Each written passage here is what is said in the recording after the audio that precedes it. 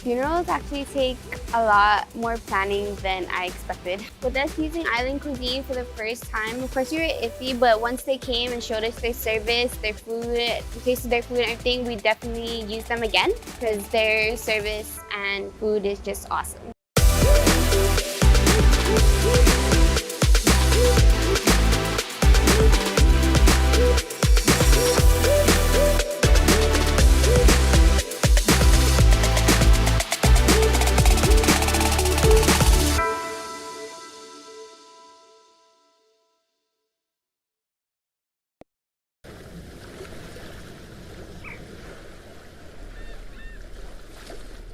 I have a question for you.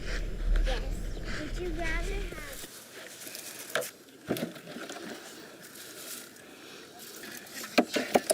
have... Babe, I forgot the ice. Here, that. Okay. Get some snacks too. Okay.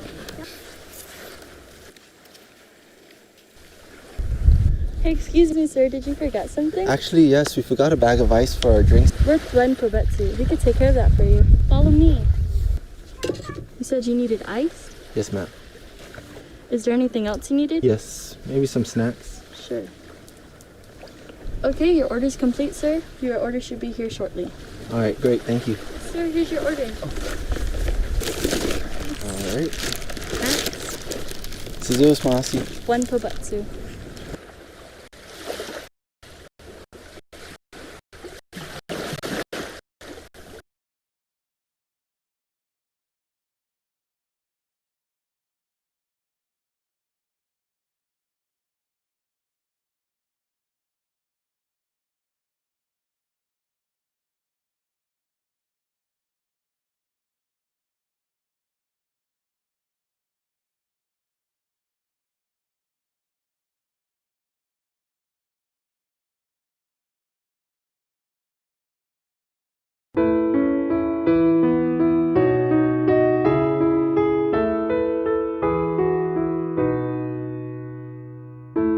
I'll ride with the horses, I'll swim through the sea, I'll climb to the mountain tops. Won't you come follow me? I'll take time to notice all that I see, and after I've come so far, you know where I'll be. I'll fly away, fly away, fly away, fly away home. I'll fly away, fly away, fly away, fly away home.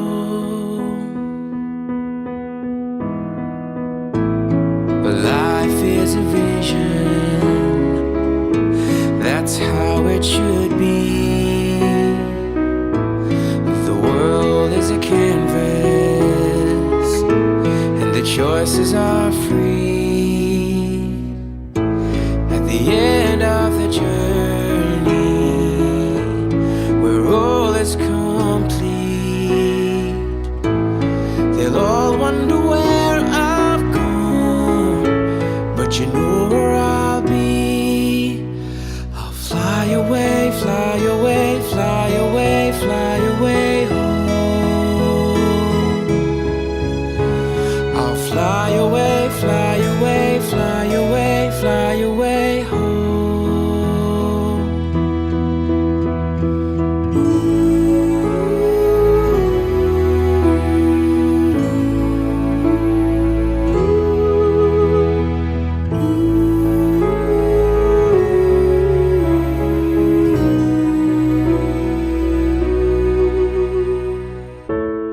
Our dreams last forever, for all that we know.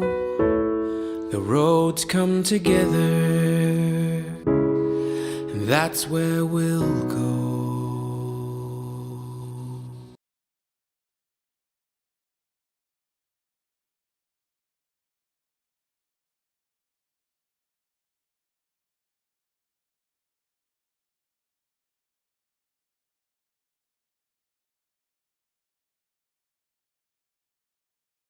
The Pampas, An elite wish we go away. because we are Real and direct. no interest owns us. And we have no interest but The truth. Together we are exposing. Corruption. Together we will reform criminal justice together. We are fighting violence. against women and children. We here at Candid We'll shine the light. on every corner of darkness. Together we are giving a voice. to the voiceless. And forgotten.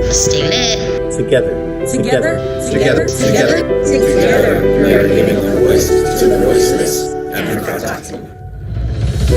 We are Candid News Group.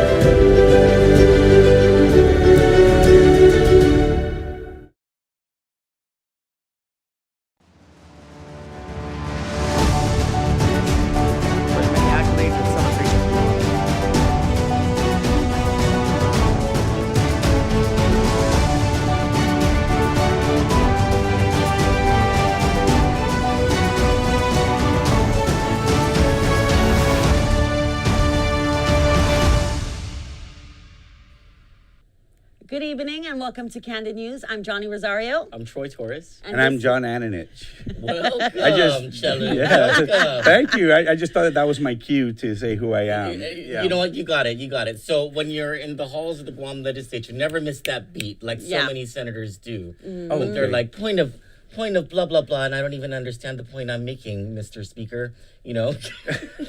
And thank you for the shirts. Oh no, thank you. I mean, you guys look like superheroes. You wear it very well. I mean, Troy, if you could just turn to the camera a little bit, just show how big that A is. Wow, look at that. Thank you. I think I'm gonna put you on one of my brochures. Welcome to our studio. Welcome to our studios here on the 7th floor of the Dine building in Hagåtña, Guam.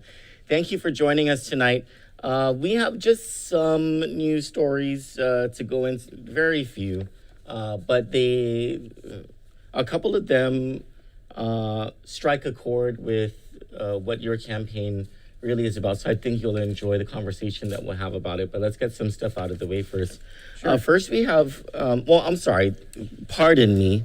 I've got my English breakfast black tea from '76. This is Chalaquiles Coffee and Change, and at nighttime coffee turns into tea. What do you have? Yes, I have a very hot tea. You have hot tea? I got us all the Is it same. English black tea? Yes. What are the other flavors that they have? There's green tea, Okay. and then there's jasmine, right? No, there wasn't any. Oh. And then there's that one the Oolong? bush. Oh, The bush flavor. Bush tea, the bush tea. Bush yes. tea. Oh, this is Chalaquiles Coffee and Change. Let's hear some of that music.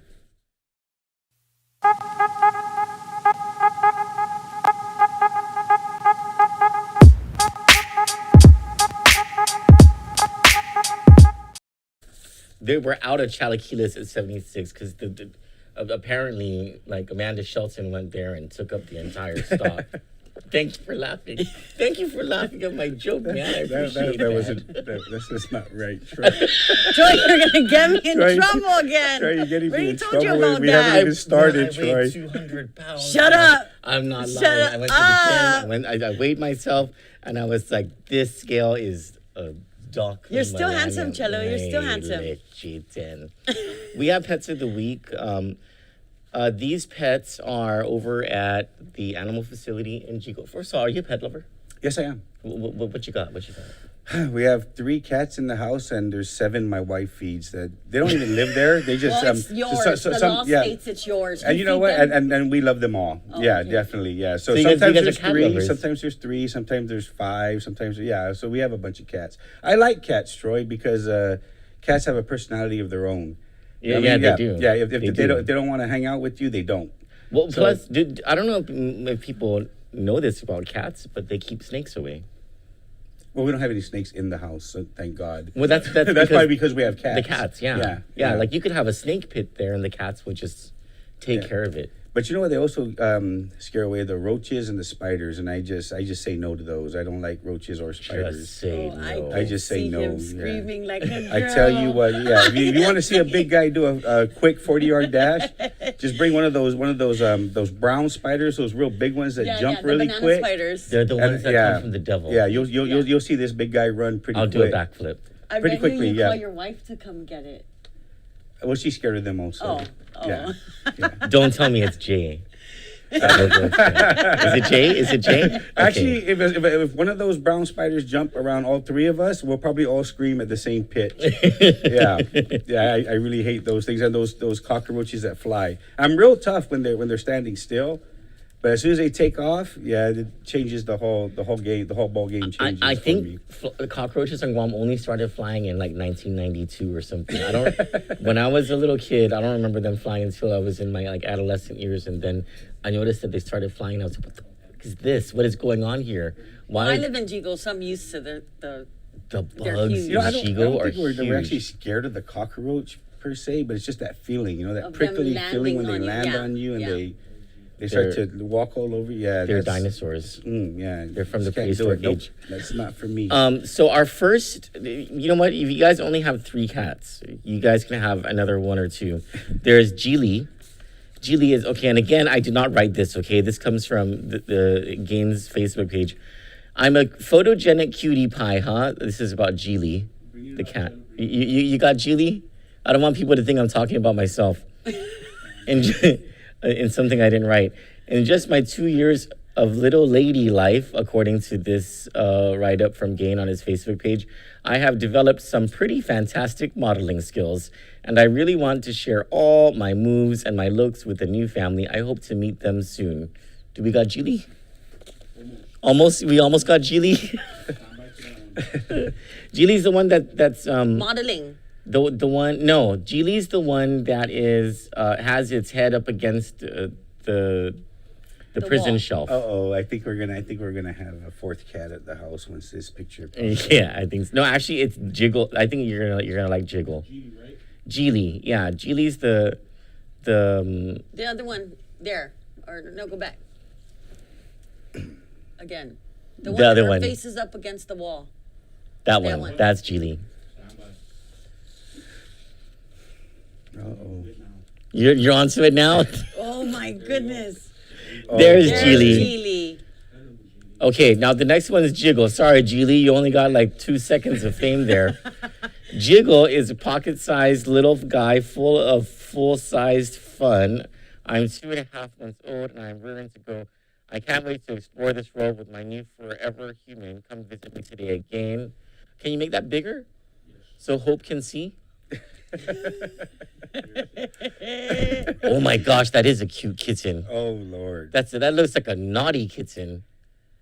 Look at That- the eyes. I like the eyes. But you know, Troy, that looks like one that might come to me because all 3 cats love my wife. Yeah, they only come to me when they want a snack or something. That's the only time I get any kind of love from my cats. So get him. They get Jiggle. Yeah, maybe Jiggle might come to me. Maybe Jiggle might allow me to pet him or her. Is it Him. him? It's a boy. He's only 2.5 months old. If you go to Gain, actually, he'll be there. They have actually you can go online guamanimals.org. Fill out the whatever Application, online, and there's a fee of it's $125, but it includes a lot. Chip and all. It's worth way more than $125. Yeah, Right. They get the microchip, Shots. the shots, and the neuter. And it's a boy because it's only my son and I in the house, and we're surrounded by a bunch of women. So Oh, the cats are girls. yeah, 2 of them are girls. So we need to make the odds even and bring a boy cat into the house. It's not gonna make a difference. They're gonna play politics. It's not going to make a difference. The next one is Rhea. This is the little puppy. Yeah, don't let my short legs fool you. I've got lots of energy and enough love to fill my heart and yours. I really like to play with friends, eat snacks, and play in my water dish. I'm only 4 months old, so I have so much more life to give. Come have a slice of life with me. And then the last one is Sir Duke. This is the one who really needs to get adopted because, well, it's not going to end well for, everyone likes the puppies and the kittens and the cats, but when it comes to the dogs in the animal shelter, they have a hard time getting them adopted. And when the pound gets full, What happens? You know, Troy, yeah. I never checked if the pound has my dog. Oh, we should go check. Yeah, right? Yeah, we should. I never thought about that. Neither did I. I'm gonna go check. I'm gonna go check tomorrow. Okay. Yeah. Sir Duke, so it says, I'm as regal as my name implies. Don't you worry. I'm a dignified gentleman in 3 years. Oh, he's only 3 years old. He's potty trained. That's super important. I do well on a leash, and I also love humans. So someone gave this dog up. If it's potty trained Seems and like does it. well on a Seems like leash. it was a house dog. Yeah, this was a house dog before. He's really cute. Oh, look at that drool right there. Look at that toddler. That's like me in class. And Probably after this hot tea. Also, this tea is really hot, guys. It is. It's making me sweat. Yeah, it's making me sweat. Johnny doesn't sweat. She's like made. I do sweat. I'm like- But sweating now. yeah. Okay. God made her like that. It's either the tea that's hot or the caffeine that's in the tea, but it's really both. good. Also, the aircon's not.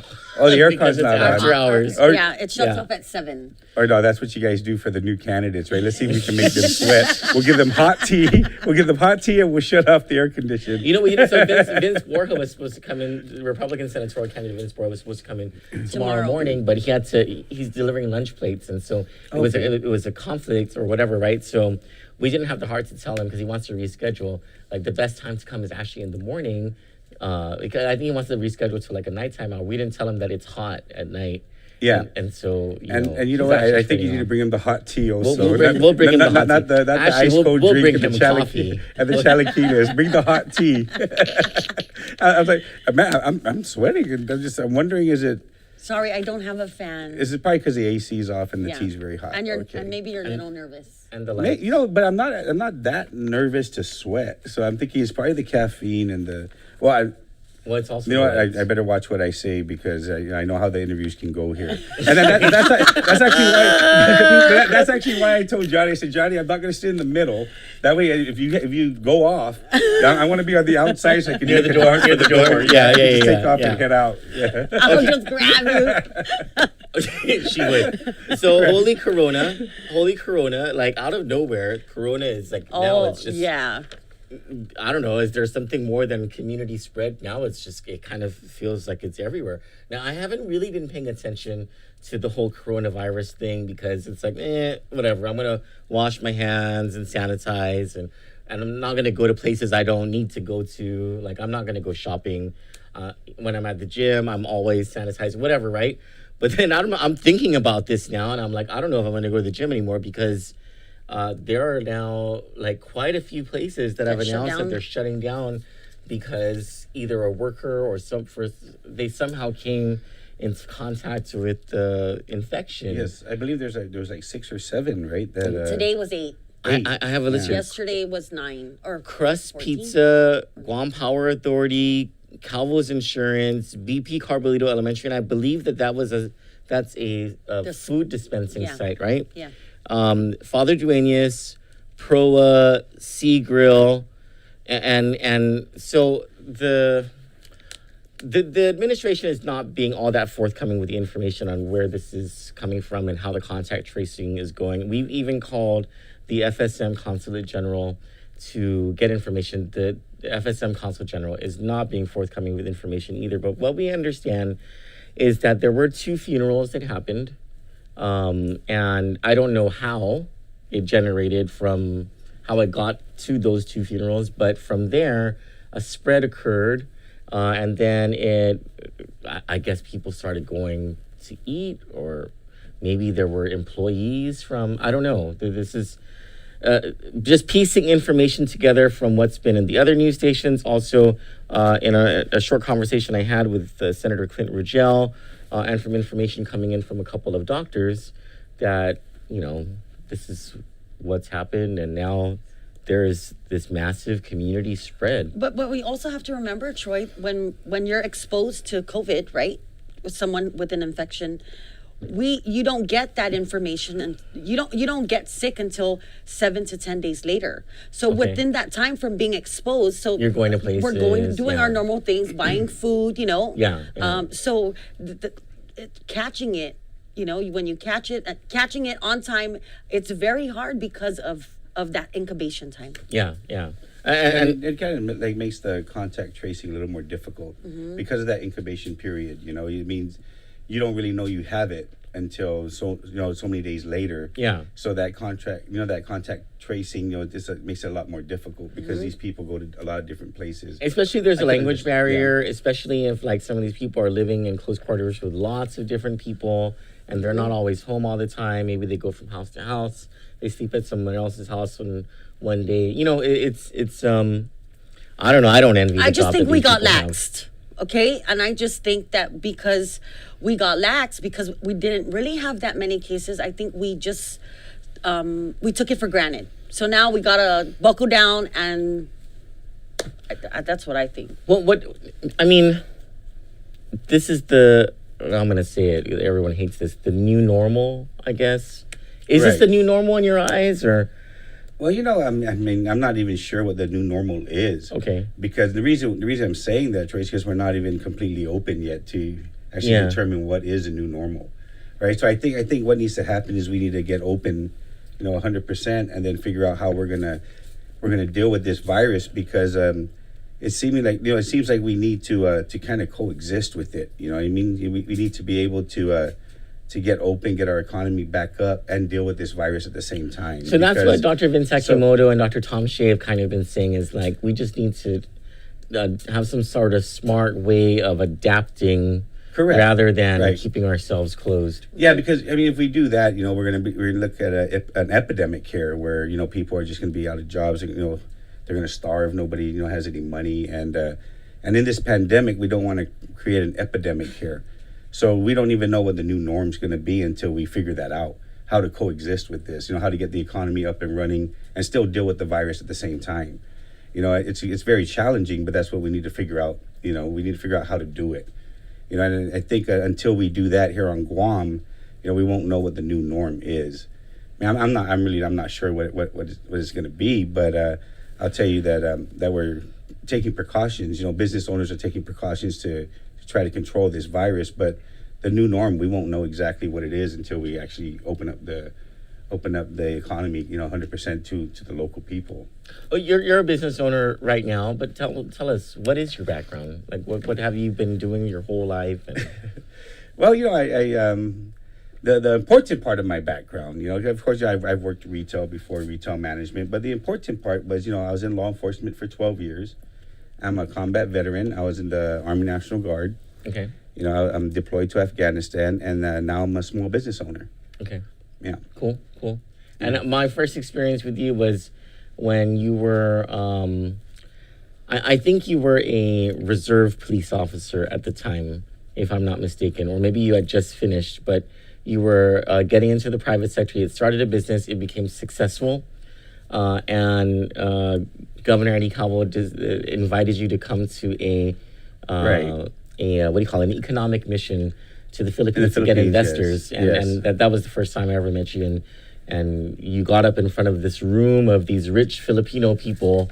Yeah, and you were some like, Chinese were there. Chinese, of course. Yes. And you were like, come to Guam and bring all of your money here because these are the opportunities that exist. Well, that's what we were trying to do, right? Diversify the economy at the time. And I was a keynote speaker at that event. Yes, that's right. Yeah. And basically, that's what it was. It was, there was an effort to bring business here. And I think we continue to do that now. Now everybody's talking about, diversifying the economy by bringing business here. And that was the effort. And then it worked out, very well. I mean, I think we got like 16 people interested in bringing business to Guam. Yeah, I think a couple businesses actually did come and invest. They did come, yes. It was but, an mission. But my job was just to be a keynote speaker. Then I moved away, and then of course the administration took over. So I never got the results of what happened with that function we did. But it seemed like we had a lot of promising people wanting to come and set up shop here on Guam. I think it was actually a successful mission. Now, why do you want to be a senator? Why are you running for senator? Oh, That's a very good question, Troy, because you know me, you know me for a while, and I never thought I'd find myself, in this situation in the middle of a campaign and running for senator. I'm not a politician. I kind of shied away from it for a long time, but I guess in listening to other people, I watch the interviews, and it seems that there's a common trend that people running right now are just frustrated, and I happen to be one of them. My background's in public safety, and I'm just, I'm just tired of the criminals, the predators thinking that it's okay to prey on our community. You know, I'm done with it. Enough's enough.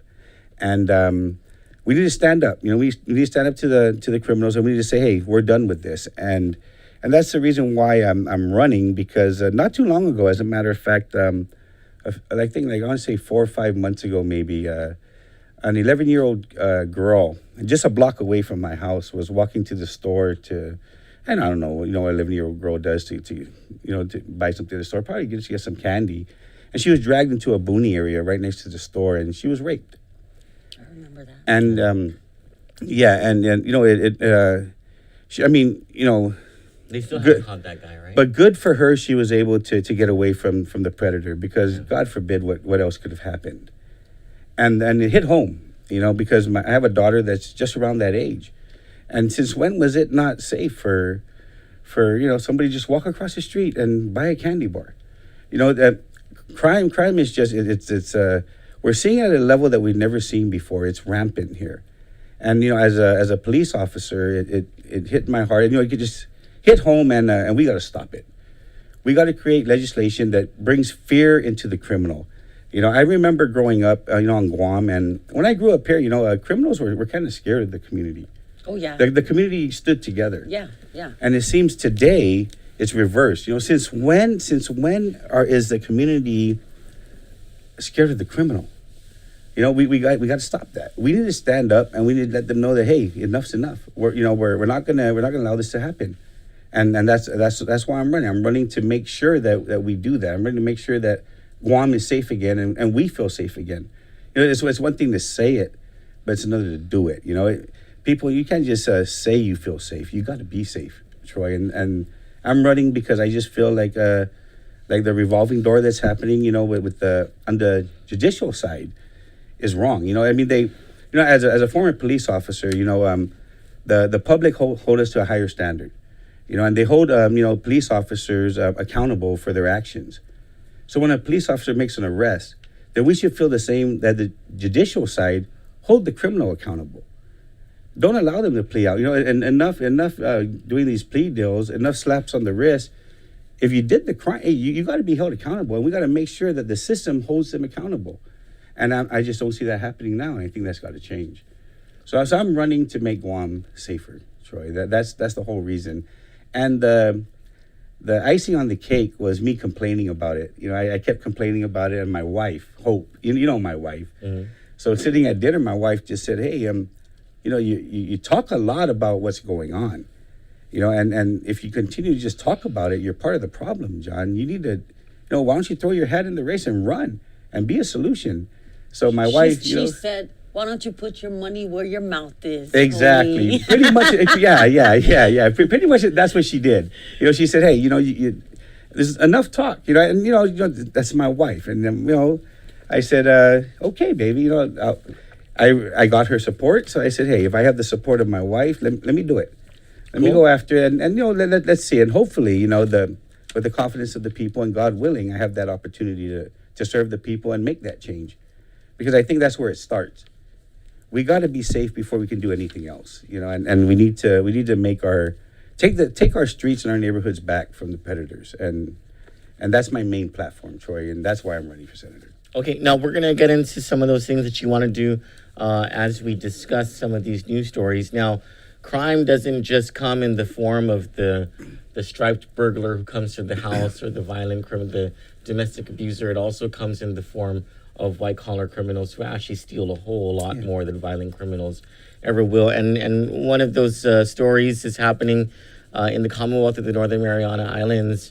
And now over the past couple of days, news coming of indictments that were sealed for a couple of years and now have been unsealed. A huge RICO case involving money laundering, harboring of illegal aliens, conspiracy, connected to, it seems like there's a connection to a 2017 civil case where much of what was alleged in that 2017 civil case in district court in the Northern Mariana Islands is being alleged by the U.S. attorney in this RICO case that has been developing over the past couple of years and was recently unsealed. Now, Imperial Pacific International in Hong Kong is one of the companies that is under scrutiny and under investigation, more importantly.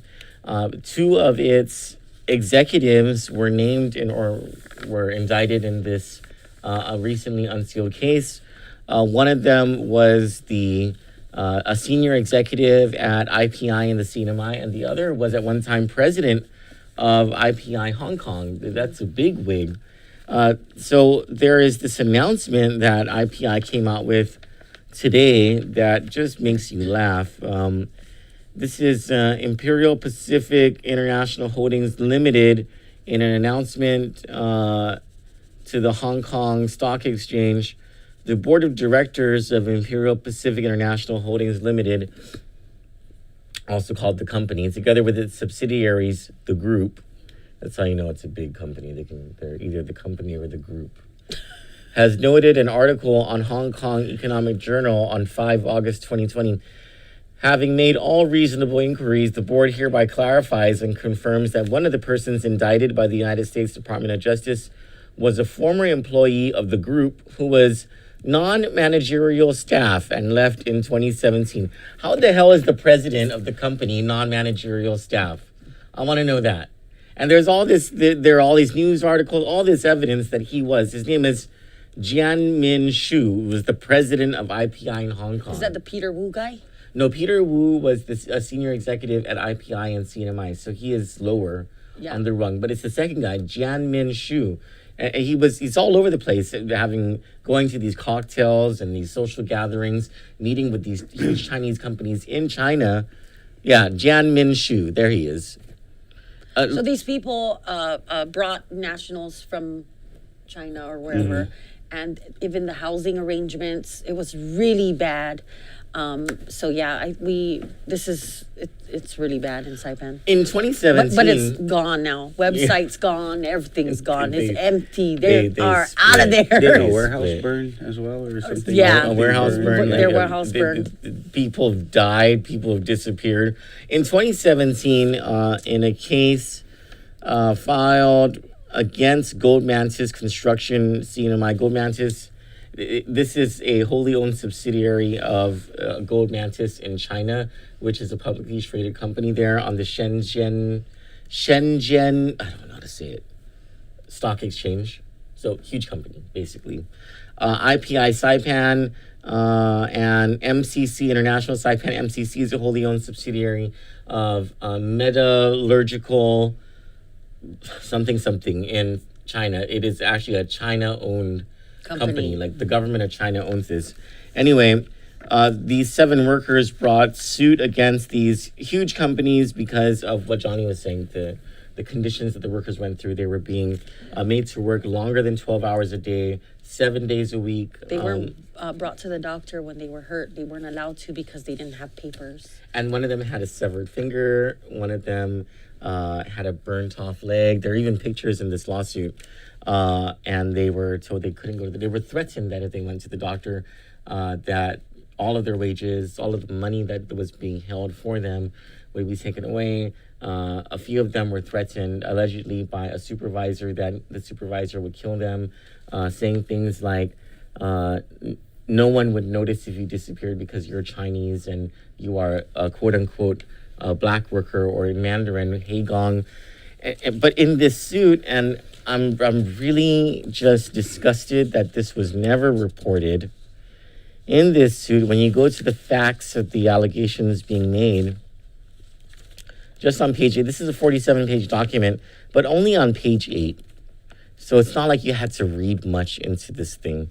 Only on page 8, it says, in or around February 27, Victor Hokug, the CNMI lieutenant governor, told Imperial Pacific that federal authorities were investigating the presence of unauthorized workers on the casino project.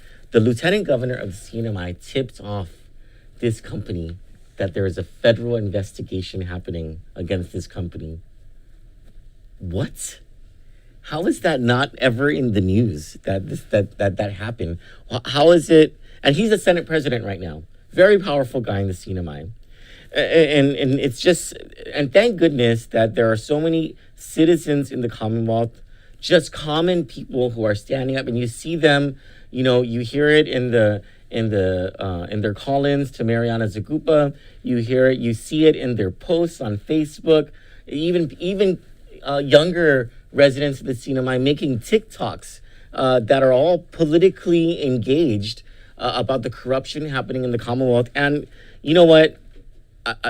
Someone asked me, where's the corruption worse, in the Sinai or Guam? And I had to think about that for a second. And this is my answer, and this is where I want to turn the conversation over to you about political corruption on Guam. My answer to that is, the corruption in the Sinai might be in your face, but on Guam, it's just so compacted at the top, at that 1%, and they've perfected it to such an art that you don't see it. It's not as obvious as it is in the Sinai. But I believe, just based on what I've seen being in the Calvo administration, what we've uncovered in the Leangro administration, and this is not corruption. It does not belong to just one party on this island. It belongs to sort of like an oligarchy or something. That corruption is just endemic. So, John, what are you gonna do about corruption on this island? Political corruption, public corruption, and first of all, do you also believe that it exists? Oh, definitely. I mean, if I thought it didn't exist, and I'd be an idiot, Troy. Okay, thank you. But it doesn't only happen in government. When I was a police officer, there was there was a while back. I forget the name of the company that owned that had a contract, but they had Chinese workers. And what they would do is they would actually extend their visas a lot longer than they had to, and they would do that on purpose so that they wouldn't pay them till the job was done. But what they would do is they would allow their visas to expire so that they would have to get deported. And as a police officer, we would actually go to the barracks, and as heartbreaking as it was, because even though I don't understand the language, it's very easy to determine that something wrong is happening to them. But we would go like at 1 o'clock in the morning, with a joint effort, to have police presence there and wake these workers up and throw them in a van, take them straight to the airport, and have them sent back to China. And they would fight. And the reason they were fighting is they were never paid. Wow. Yeah. Were these the barracks in Machechi? Yes. Okay. I know what you're talking about. Yeah. And so, it basically, our hands are tied as police officers because, it's immigration saying that we need them out of here because their visas are expired. So, with a joint effort, we have to, go with law. And we understand the civil part of it. Hey, you haven't paid us, but criminally, you overextended your stay. So, Damn, that sucks. Yeah. So, and the owners of these companies are very politically connected. And I don't even know. I never dug that far to see who owns the companies. I was just I was a police officer at the time, and I was just doing my job. And even though you're doing it, you understand that it's against the law for them to be here. But the one tool that a police officer has, the most important tool, is compassion. And we can use that, because we actually do our job, and we have discretion. That's our number one actual tool on the field is discretion, right? We don't necessarily have to treat somebody and just throw the book at them. We can just sometimes you can be a little lenient. It's kind of like writing a citation. If the guy just seems like maybe he just missed that missed that light. You have that discretion. Okay, maybe he's good to go with a warning. So in that incident that I'm talking about, we kind of felt, we kind of talked to each other and said, man, it just seems like the company they were working for kind of screwed these guys. So at what point, dude, because you are okay, you're in that position, that this is happening. At what point do you say, I can't freaking sleep at night and I want to make noise. I want to whistle blow on this. At what point Well, that's the thing is you're whistle blowing on a civil affair, right? And police, we don't deal with anything civilly. They handle that in a civil court. We deal with criminals and anything criminal, So we can write a report and send it, but that's a civil issue. So there's really not much we can do. But but being a human being ourselves, we feel the pain, and it's just we know it's wrong, but it's against the law, and we got to act. If somebody breaks the law, we got to act. That's what we are. That's what we're told to do, and that's why being a police officer it's so. There's so many different layers of being a police officer, because you have to deal with all these things, and then you have to go home and act like you wear two hats, right? When you leave the house, you put on that police hat. Then when you come back, you don't bring any of your work home. So you can have a normal life, because there's just a lot of stress being a police officer. But as a senator, what would you do? Well, About that kind of corruption and other types of corruption. Now that's different, because now that takes it to a whole different level, and corruption in any level is corruption, So we have to have a zero tolerance, Troy, and that's how we have to face it: zero tolerance. It's but now that's a different level. I can help the people a lot more sitting as a senator than I did as a PO1. So if I'm a police officer, for example. I have to do my job. They told me to go get these people and get them out here. We'll use the same situation. Okay.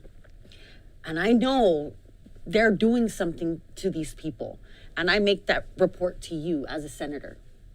Right. You're the sitting senator. Hey, John, this is what I know. I'm the police officer. I removed these people, and I really think we need to go. Happened. But this is what I think is going on. Right.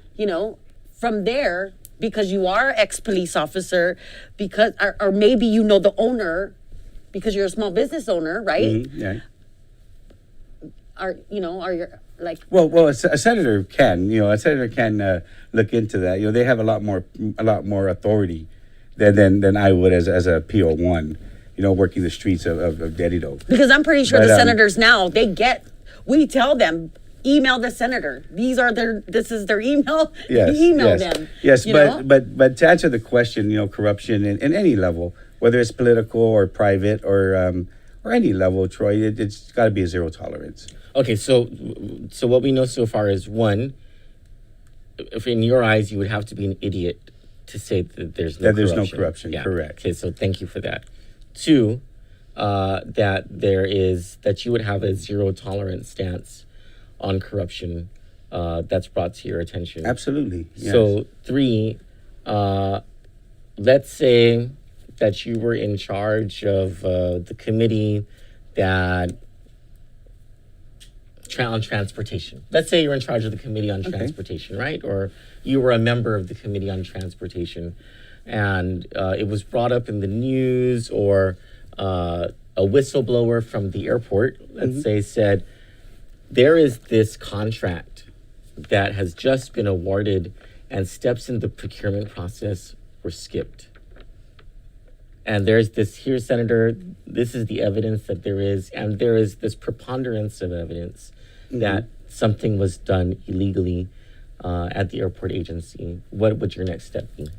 Well, that's usually the hardest part, is to get the preponderance of evidence, right? But if you have it, yes. Once you have that, then you take action. Okay. Yeah, because it's corruption, and that's what I'm saying is it's so hard. Corruption doesn't for the most part just blatantly fall in your face. No.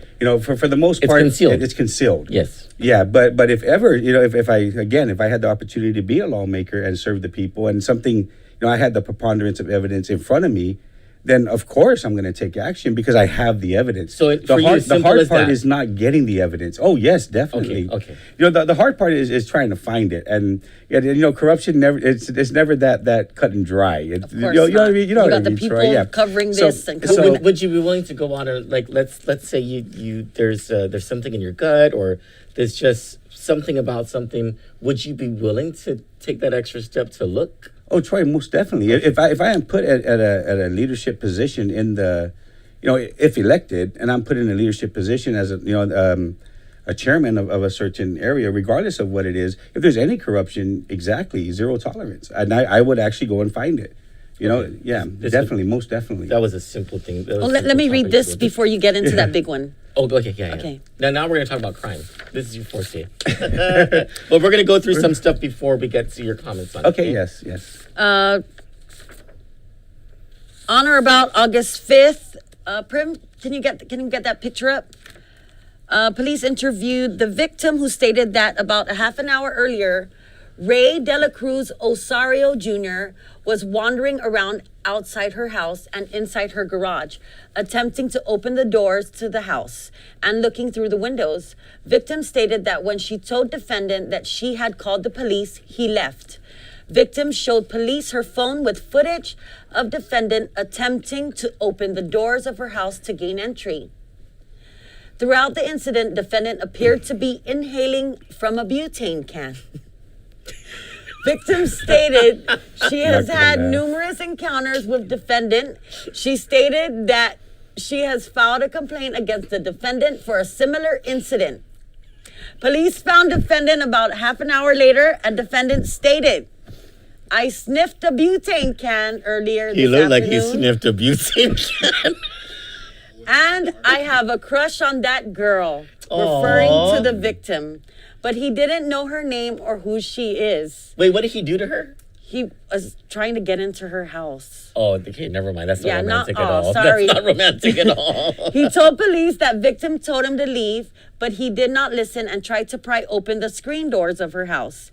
He said he only left when she said she was calling the police. Defendant is currently on pretrial release for criminal mischief and retail theft and harassment. So, yeah, and he is born in 1991. How old is he? What? 29? Yeah. He's 29 years old, sniffing butane?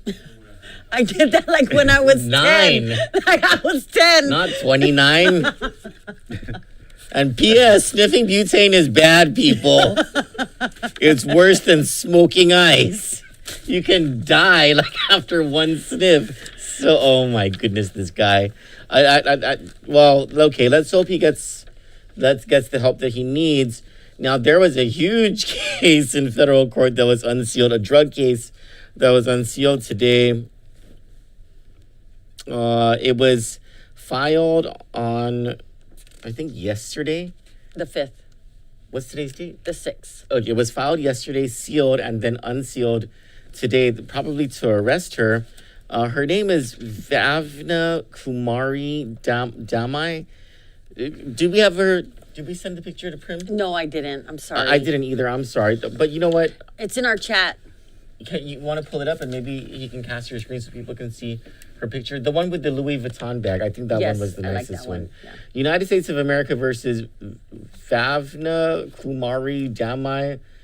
She was indicted for something pretty serious. It's conspiracy to distribute, possession, and there's a notice of forfeiture too. She got like 32 grand on her. But the conspiracy charge, that's like an automatic 20 years in federal court. I think she got 2 pounds of dope on her. Anyway, so this says on count 1 conspiracy from on or about January 1, 2019, the exact date unknown, and continuing thereafter until on or about July 5th, 2020 in the District of Guam and elsewhere. Ms. Damai did knowingly and intentionally combine, conspire, and agree with other persons known and unknown to the grand jury to distribute 50 or more grams of methamphetamine hydrochloride, a Schedule II controlled substance. Okay, now let's just break down what this count 1 means. It's a conspiracy charge, meaning that the federal government, through its investigation, knows that there's more than just Bhavna. They say known and unknown to the grand jury. So at the very least, one person's name was not on this indictment, and the conspiracy charge is known, and at the very least, another person's name is unknown. At the very least, either, because this says that this started on January 1, 2019, either they've been following Bhavna since that time, or Bhavna's talking to whatever agency this is. Graham, can you go to my screen? Or HSI. This is an interesting case. And just so y'all know, I do not know Bhavna. Never met her in my former life. There you go. So there's Bhavna. She can afford that Louis Vuitton. She said, bet you can't do it like me. Nope. Poor girl, man. She looks so young and she's so pretty. She is facing a lot of time in prison because of this thing. Anyway, how old is she? Oh my gosh, she was born in 1994. She's very young. She's my daughter's age. She's very young. Oh my God, her prosecutor is Rosetta St. Nicholas. This girl is going to jail. That's one tough prosecutor that she has in this case. Well, they unsealed Eric Kapanik's stuff today. Did you want to Like lit Jada, all of that. You told on everybody. Jesus, Eric. What is wrong with you? thought you were a gangster, yo? I don't know. We could have reported on that today. We could have. Yeah. Well, actually, we've known for quite some Yes, time yes, that he yes. was an informant for the federal government, yes. but we just didn't want to get people in trouble. So and what all that happened stuff. there was his house was raided, and they made it seem like the wife took the hit. Because me, I'm like, Jared, you're going to make your wife take the hit for you. Because they charged her with the gun charge, Yeah. right? I guess to make it seem like he wasn't working. Well, he was working. Oh, yeah. He was working. His case is connected to the Bumanzanonia case. Bumanzanonia, Vincent Reyes, AW. And it's connected to a police corruption case, a very big one that involves public corruption and police corruption. This is the federal government has not been sleeping this entire time, and the reason we wanted to bring up this. Now I feel bad for this girl. I'm not trying to embarrass her or anything. The reason we wanted to bring this up was to show just how hard the federal government is coming down on not the users but the suppliers, the suppliers The of drugs and how they're. It seems It's like always they're been- getting close to the top. I don't think so. You don't think so? I think maybe What they'll get what one. level do you think this is? I don't know. I don't know her. I don't know anything about her. But what's disturbing about this is when I was 24, I got in trouble with the feds. I was very young, very stupid, and I made a lot of decisions that weren't that I wish I didn't make those decisions today, you know? But what bothers me about this young girl is it's the same path.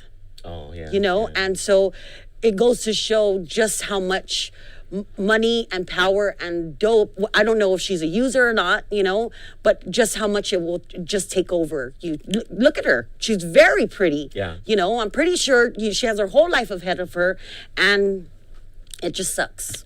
You know, so Well, I feel she has her whole life ahead of her. Yeah. And that's what doesn't suck. Is she has her whole life ahead of her. And so there's one more story, one more crime story that we have, and then we'll go straight on, full on to the discussion. So earlier, just a few hours before the show started, Johnny and Eric went over to a neighborhood in Tumuning because a guy named Benjamin Leon Guerrero called and said that he was having a property dispute with his neighbor, Police Major Fred Chargaloff. And full disclosure, I think Police Major Fred Chargaloff is a dick. And he used to be part of, like, one of the people who ran the division that had underneath it the Mandania Drug Task Force, which I hate. And so this is one of those Edzigi Namu moments. I'm glad we were able to capture this on video. And I'm glad that we're able to do this story. And it's legit. This is a dispute between two people, and why it becomes a news story is because you see those cones there, and then there's also a bunch of cars. Mr. Chargaloff put up those cones and cars to blockade the public easement, which was the only ingress and egress for Bing Leon Guerrero's family. So at the time they were in the house, they weren't able to leave their house, and people who would visit them weren't able to come in. So things escalate to the point where Mr. Leon Guerrero calls Mayor Luis Rivera.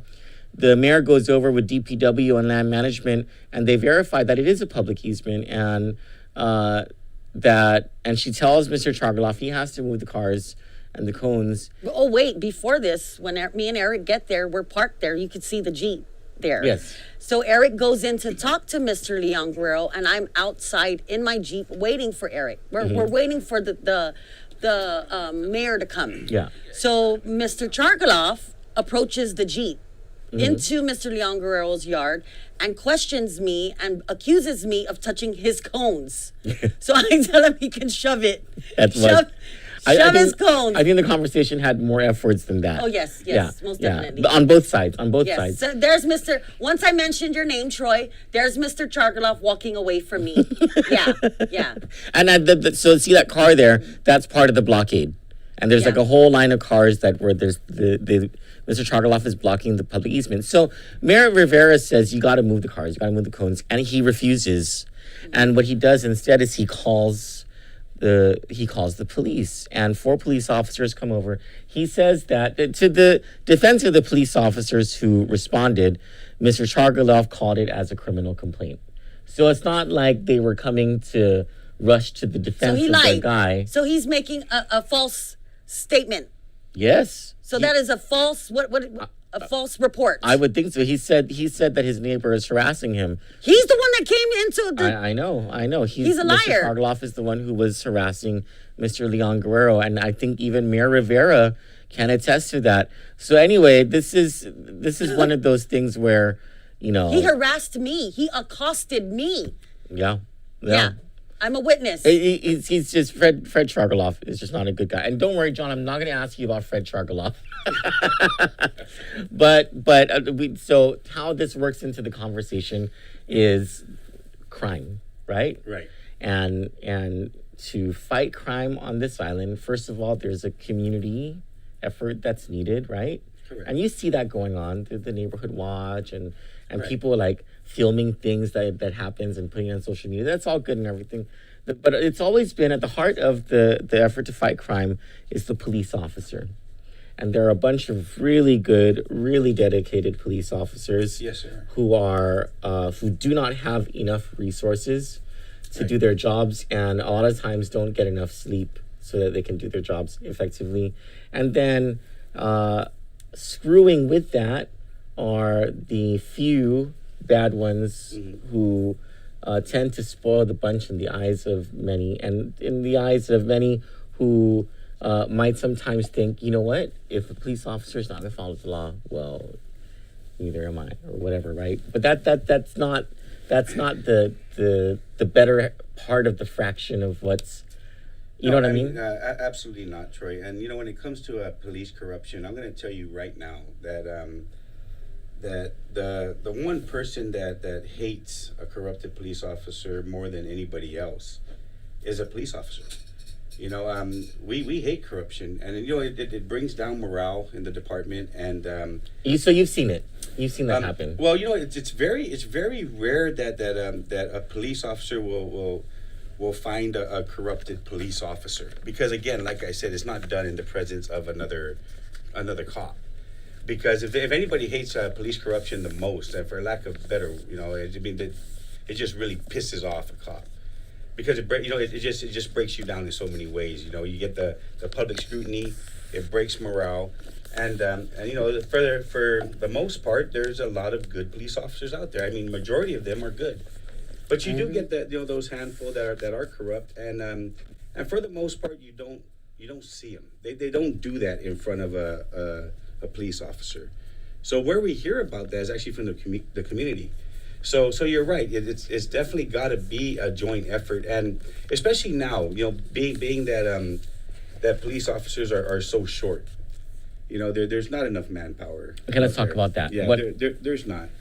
What is it? Funding? What is it? Absolutely. Yeah, I think it's funding. Every election you always hear people come out and say my platform is public safety, and we're going to fund the police officers. Fact of the matter, Troy, is the police department, and not only the police department, but public safety in general has been defunded for decades on Guam, and hence you have the result now. You're seeing it now. You're seeing how much crime has gone, how much it's gone up. You're seeing the results of a defunded police officer or public safety in general. So we need more police officers. We do. We need to do that. We need to get them trained and get the proper equipment. Troy, when I was full time in the police force in 2010, well, 2005 I got in. 2010 I was still full time, and in Dededo Precinct. Now there's a nickname for Dededo Precinct. They call it Beirut. They call I it didn't know that. the jungle, because that's where you know, we deal with a lot of violent criminals there, you know, and it's not rare that somebody comes at you with a K-bar and a hatchet, you know, or somebody's pulling a knife on you, and it's very rare that I mean, it's not too rare that happens. It happens actually a lot, you know. Okay. So they call it Beirut, but we would come into shift and we would be 1, 1, and 4. Now, What does that mean? to the general public, yeah. So 1, 1, and 4 means you have one supervisor, 1 desk watch, and 4 police officers. Oh, for all of Dedido and All of Jigo. Dedido. For all of Dedido and Jigo, for a population of over 40,000, that's 1 officer to 10,000 people. So that's why it takes long to respond in those villages. That's not why it takes long to respond. That's not the only reason. Because when we come in, we have a briefing. So we come in an hour early, usually an hour early, and we have a briefing. And during that briefing, while we're sitting there, getting the information of probably, you know, what happened Prior shift. shift and what's going on, we would come out with maybe 8 pending cases, 7 to 8 pending cases with 4 police officers.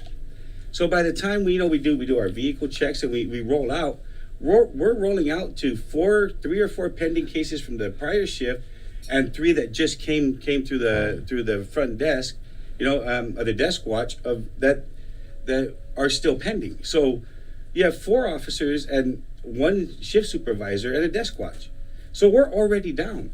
So we're not in the neighborhoods. You know, we're down on pending cases. There's just not enough police officers. So you don't have anybody really preventing crime out there. You don't have that community policing because the officers that are on duty are already tied Overworked. down. Yeah. They're handling calls that the previous shift couldn't take, and then, you know, during your shift you get calls. So the community is already at a disadvantage. 1, 1, and 4, Troy. If we were to follow the, and I believe there's a law. I believe there's a law already. I think Brant McCready put out a law that said, basically how many police officers you needed at a precinct. And I think for Dedido and Jigo, it's 29. It should be 1, 1, and 27. You know, Per shift. Per shift to adequately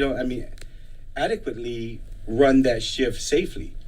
You know, I mean, if we had 1, 1, and 15, I'm telling you right now, the police officers and Troy, mind you, this was a problem that we had when I was in the department. Mm-hmm. You know, when I got out, because I got out in 2010 as full time, and I maintained my. I was a reservist all the way till 2017. But when I got out full time, we've had that problem since then. We're you know, where we're at now, we still have the same problem. It's been a problem since the early out. Yes, The department's numbers dropped from 600 down to 302, 298. Yes, something like exactly. that, yeah. So one senator, I think it was Brant McCready. I mean, I'm not sure. Like I said, Troy, you know, I shied away from politics. You know, never thought I'd be in this situation right now. But somebody has to step up. But I believe he sent. There's a law that mandates a minimum requirement of police officers that have to be manning a precinct or any precinct for that matter, and you know that law's not being followed. But it's an unfunded mandate, though, John. So Yes. how are you going to fund that mandate? Well, you know, Troy, I've never walked out of my house and found money on my doorstep. We got to go find it. You know, there's grants out there. There's federal grants for law enforcement. We gotta. Will they fund personnel? We got to find it. If they don't fund personnel, if they can fund the equipment, we can use that money for personnel. Okay. You know, anything to offset. You know what I mean? But we got to go find the money. We can't just sit back and expect it to come to the doorstep of the legislature. We can't do that. But if this is your priority, are you willing then to take money from somewhere else in the government and sacrifice it from here, there, wherever it is, in order to move that money into the Guam Police Department for the hiring of the police officers? Oh, absolutely. Because I'm pretty sure, you know, even though I'm not in the system, Troy, I'll guarantee you that there's redundancy. Okay. I'll guarantee you there is. Now I'm outside. I'm not in there, but I'm pretty sure, you know, again, if I get the opportunity to serve, I'll find it.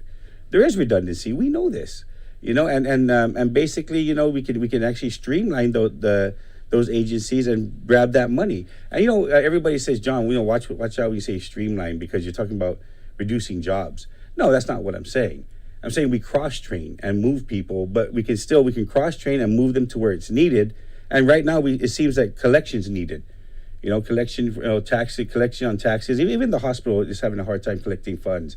but cross-train these people, cut the redundancy, save some money, and put it to where it needs to go, and appropriate those funds. Because if we continue to defund our public safety, then we're never gonna get to where we need to be. I mean, it's sad. It's sad that there is a mandate that I know you're saying that it was a legislation that passed that needs funds. Yes. I understand that, but they want to take a legislation again that was passed on a PT requirement. You know, I mean, so that police officers have to be fit, and they have to do a certain, and they were pushing real hard on that. They put more energy on a PT requirement than they did to get more police officers in. And that's the problem, Troy, is if that's the way you're gonna run the police department right now, I mean, that's why you don't have anybody kicking down the doors at DOA to become a police officer, because there's nothing enticing about it. There's no real retention program at all. You know, they want to run as a paramilitary organization, but there's no time and service, time and rank. When I got in the police department in 2005, my cycle, it was 12 years before anybody got promoted to even PO2. I remember that. And, you know, and PO2 and PO3, those are non-supervisory positions. It doesn't require that you actually take any sort of leadership. But there was no reason to stay, and there was no retention. There was nothing to, so we definitely need to work on that. And in order to get people knocking on the door at DOA, we gotta enforce the laws that are going to help public safety and help the community in general. And make the kids in the community be proud to want to be a to want to be a policeman. police officer. You know? Exactly. It used to be like that. I understand the PT law that police officers should be fit. I mean, they should be, right. They should be able to at least handle a situation that happens out on the field. Troy, don't do that. Don't you do that. Did you see the DPS officer? But Troy, stop it. I know where you're going with this. Let me finish. But you know, more importantly, you need to get the police officers there. Troy, you know. It's inside that. It's not a goal. I know, but I saw that. There's a lot of memes with that. They even have one with a whale flipping backwards. And my favorite is the Lion King one. Sorry. I'm sorry. Anyway, but exactly. That's what I'm saying. That's what I'm saying is that we just need to do it. I have a hard question for you. Well, I'm next to the door, so I know. As soon as you. No, this is serious. Okay, let's go. Bert was my friend. The Bert Piolo murder.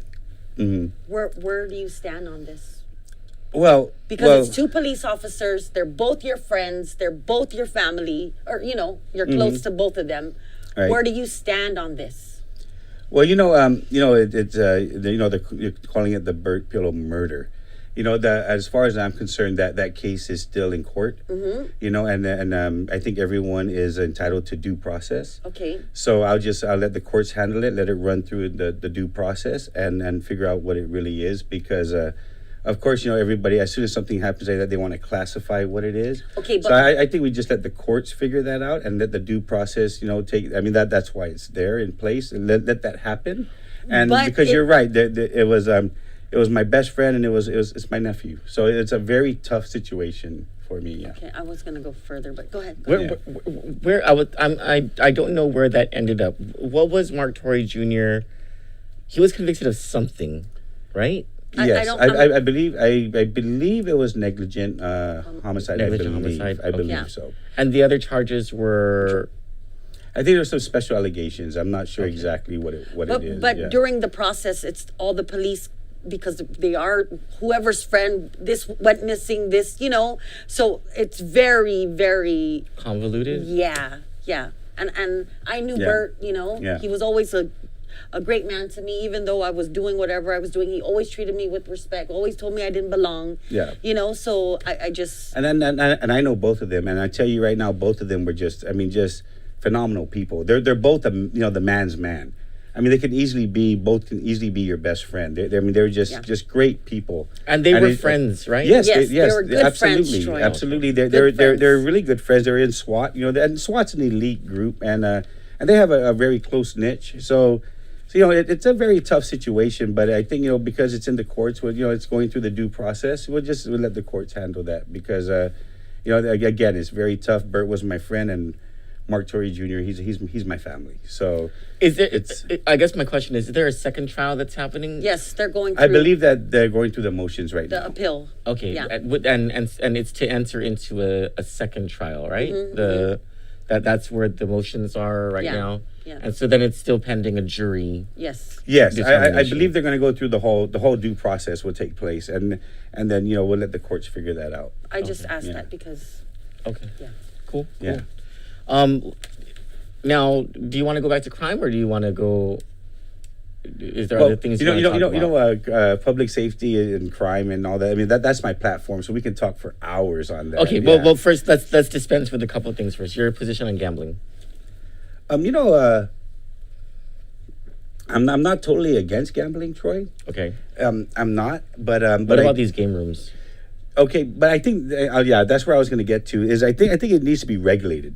Because when I go to Vegas, I go to a hotel and I go and I gamble a little bit, and not much, but at least it's there if I want to do it. But I think with gambling, I think if we regulate it and put it in the hotels and make it, I mean, for example, you do something where a person has to be a guest of the hotel, and then they to go into the casino they got to pay like $200 entrance fee. You're not going to get you're not going to prey on the poor.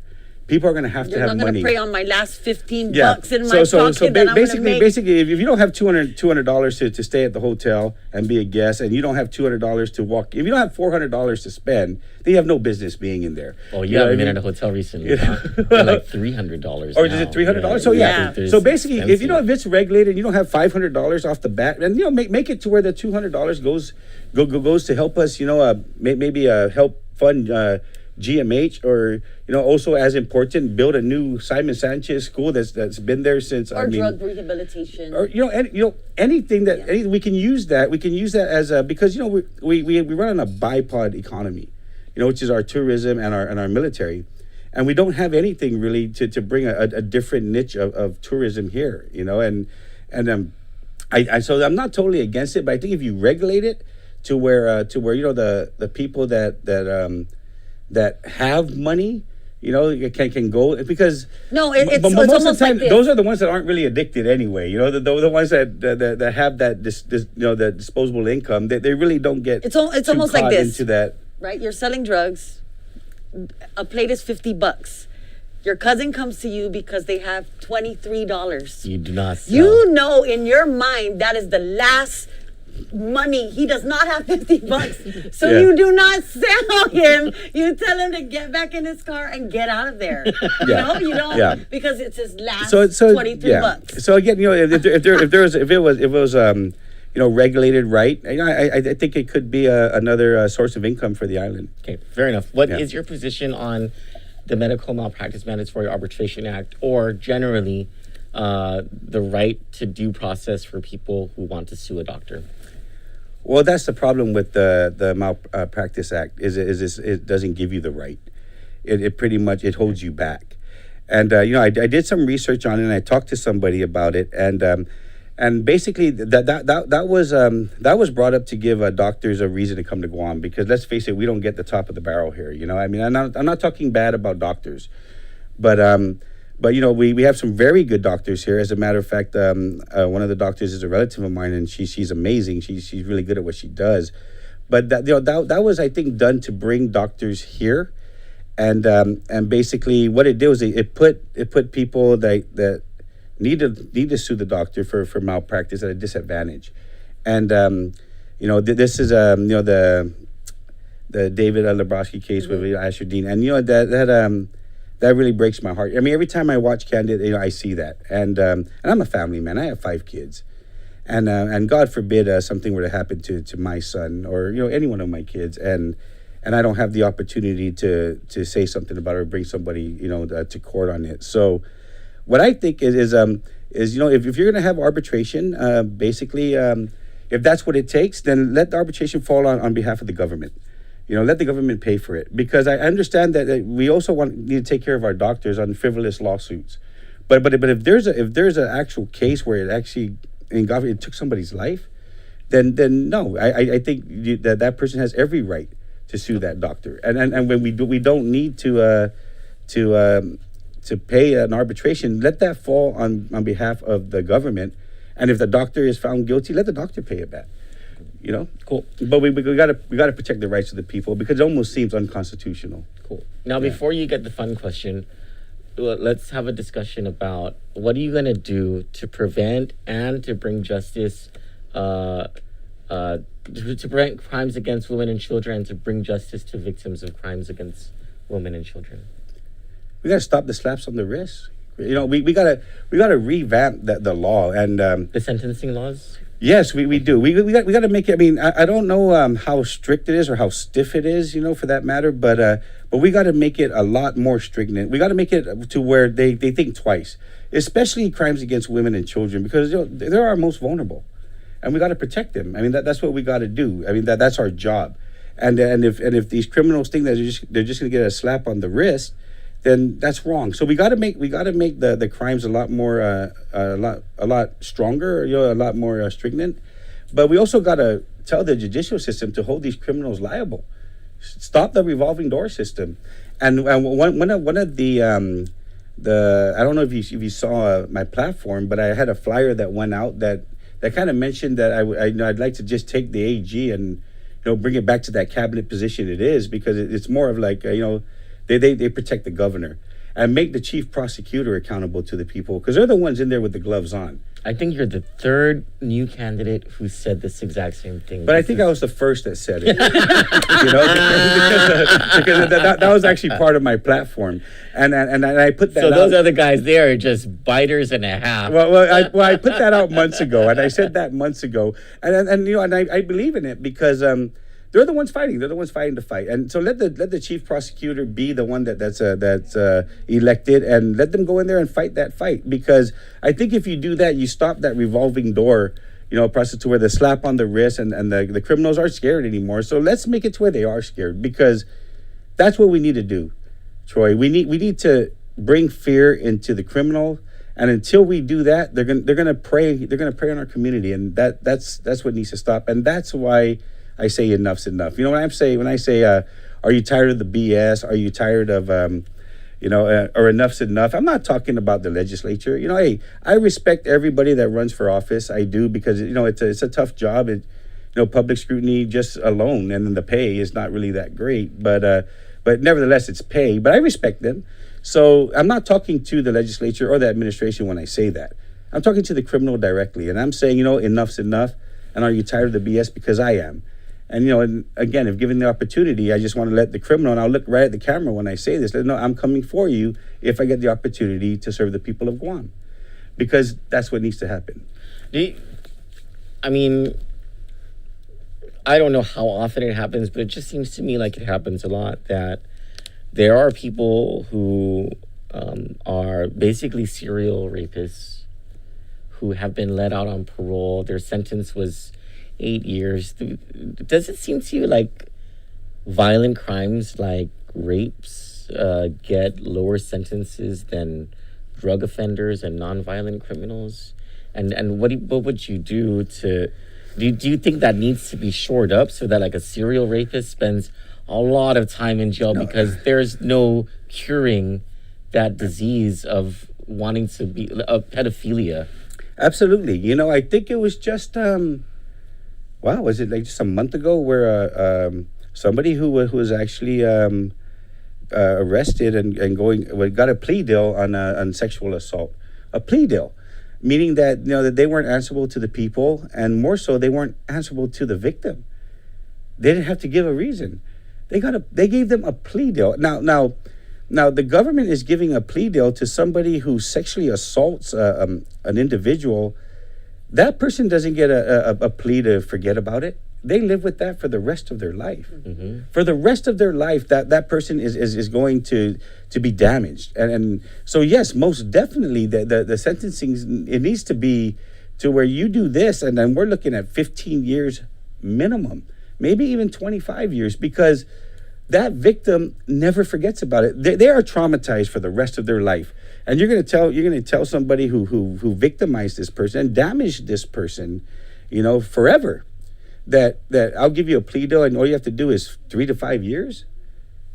No, I really don't think that's With justice. credit for time served. Yeah, That's how there's no been justice going. there because that's something that I mean, Troy, I have 4 daughters, and God forbid somebody does that too, because it's just no. You just if you're gonna ruin somebody like that for the rest of their life, then you should pay the price. And I think right now the price is not that high, and we need to make it to where they just think twice about it. I think that these criminals who sexually assault anybody, whether it be a boy, a girl, an adult, they shouldn't even get parole. They shouldn't even be allowed parole That parole board should never have allowed Paul Bofness out, because he was able to his MO. He found and he raped a again. little girl and he raped her. At least one during the time that he was out. No, more, because remember that girl that Yeah, Donna next to him. Dania, what's her name? Borja is her last name. I'm sorry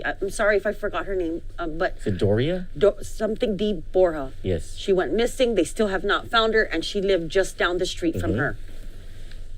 Him. I don't know. I might believe in vigilante justice for some rapists. And that's Guam, terrible. as much as we don't want to admit it, we have a lot of sexual predators here. In our own in our own families. family, Yeah. Yes, our we do. culture, we're not allowed to talk about it. You don't say that.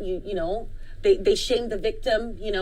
And I think, and I'm just lately, I've been feeling overwhelmed because a lot of these women who are adults now find Troy and they're able to talk about their story. Right. So in one way or another, Troy's, so I'm really, Well, I'm a survivor, so maybe that's why they feel that. Yeah, and I'm also mean, so maybe that they yeah. feel like that. Like, be mean to my abuser. Yes.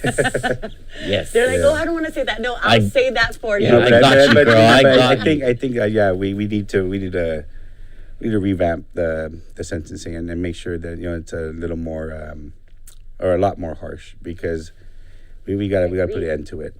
We You didn't definitely give do. us any reason to Yell at you. grill you, go after you, or anything. This was boring. Yeah, You said all the right things. No, I mean, but you guys set me up well. You got me some really hot tea, and there's no air Sweating. conditioning. You have me sweating here, yeah. And but I mean, it's just I think what it was is your questions and what your questions you had is the reason why I'm running. So it kind of fit within my platform, Our top things are public and police corruption and crimes against women and children. Those are our top things. and then those are a lot of those are a lot of the things that matter, and that's very important. So definitely, and that's why I'm running. So it kind of helped me. So I think Cool. Yeah. Cool. Now you got a fun Yeah, question. you get to choose. Oh, okay. There's only 2. I have to write more questions, but Oh, there's that. 2 left. Yeah. Okay. All right. I'll do it. Man, too bad. Do we have that DPS officer from Saipan picture? Can you show them? What makes you roll your eyes every time you hear it? Her voice, right? I'm just kidding. It's your answer. Hey, Dad. And that's my son. My son walks in, and I always know he's going to ask for something. How He comes old is in. he? How old is he? He's 14. Oh, okay. So every time he comes in, he tries to act cool. He comes in, hey, Dad. I'm just like, oh boy, here we go again. What does he want? Yeah. So But does so he get that's- it? Whatever he wants? Yes, he does. Oh, I mean, he's the only boy. So who's the He's- sucker he's- there? I'm always a sucker when it comes to my kids. Always a sucker when it comes to my kids. But before we go, I've been, and if Wait, we're not going yet. But if anybody was wondering why I kept looking to my right, and it's because I have this beautiful, beautiful woman sitting on the right. My wife Hope.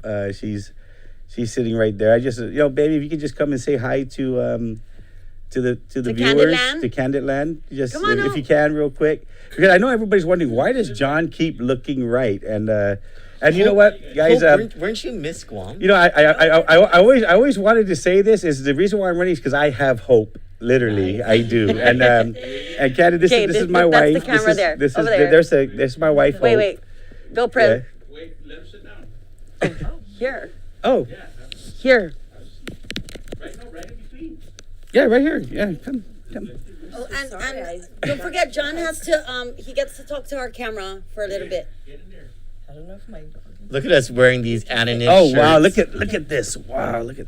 I promise I'm gonna drop some weight so before the We've been general. working really I hard. promise I'm I gonna drop. promise to. I promise to. It's been Yeah. really hard. Okay, you ready for that picture? Oh, we're gonna take a picture. Okay. All right, no, the what, Troy, Which one?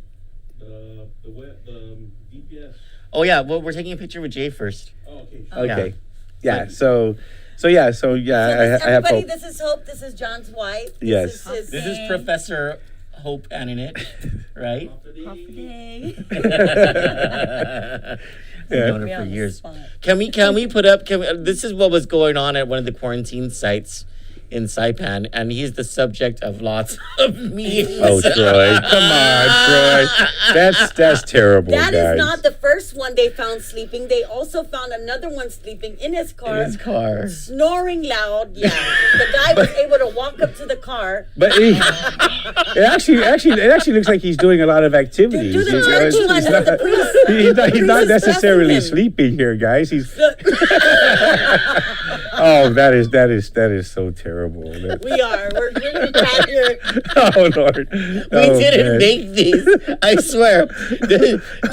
Just like that video that we shall not discuss, it was shared all over WhatsApp. All right, we need to give John his however many seconds of interaction with the audience. This is. Oh, okay. In just a second. I think because he needs to put you in the shot. So this is your chance to talk to Candidland and just make your pitch, but don't forget to say at the end of it, so please vote for me. Okay, yes. All the non-politicians forget to say that. And I fall right in that Yeah, category, yeah. right? Yeah, definitely. All right. You're number 8? Yes, I That's am. my favorite number. Okay, that's cool. Oh, great, Yeah, great. yeah. So at least I know for a fact you won't forget that, right? Yeah, The no, number 8, yeah. I'm voting for you. You're number 8 I'm voting on the Democratic ballot in the primary. Okay, yeah, you register as a Democrat, I'm right? registered as a Surprising. Democrat. It surprised me because you. Oh, well, I hate Eddie Calvo, so Okay. that's not a surprise. Okay, but anyway, Huffaday Candidland, Huffaday Guam, John Paris Ogden Ananich here, number 8 on the Democratic ballot, and like Troy said, if I can get one of your votes come August 29th, I'd appreciate it. Please vote for me. It's time. I think enough's enough, and I think you feel the same frustration I feel. We need to take our streets and neighborhoods back from the predators, and that's the one guarantee that I can give to you is that I will fight to make this island safe again. Come August 29th, I confidently ask for one of your votes. I want to if I am lucky enough to get in and I get the opportunity to serve you. I want to be a consensus builder in there, and I want to bring the legislature together. Regardless of party. If I have the opportunity to serve you guys, then enough partying. Let's get a bipartisan vote together to help all the people of Guam, because it's about everybody. It's about all of you. And I ask for your vote. Again, I confidently ask for it. I don't believe that these are humble times. I believe that these are times for some aggressive leadership. So I'm confidently asking. Thank you very much again. John Paris Ogden Ananich, number 8 on the Democratic ballot. Thank you. All right. Thank you so much. Viva. Thank you. That's our first Biba on the show. Viva! All right. So Dot Woodenbach says Hope is bonita. Oh, yes, she is. Yeah. I have hope. She is beautiful. Yes, indeed. Thank you so much for Thank joining you for us. coming. You know what? We Thanks for the really appreciate it. opportunity. Thank you so much. Troy, Johnny, it's so hard right now, with this pandemic and the executive order that's out. We cannot have any fundraisers. We cannot have any social gatherings. Well, I think it's now up to 50, and it's so hard for new candidates to get the message out. So it's made it very difficult to campaign. The entire landscape has changed. So it's platforms like this and it's social media like this that gives us an opportunity to fight for that seat. Yeah, well, straight up, we're trying to get rid of most of the incumbents, so that's why we want the new candidates on our show. Thank you very Yeah. much for having me. problem. Thank you. Awesome. All For right. Candid News, I'm Troy Torres. And I'm Johnny Rosario. And I'm John Ananich. And you have. And I'm Hope Ananich. Good night. Good night. Good night. Good night.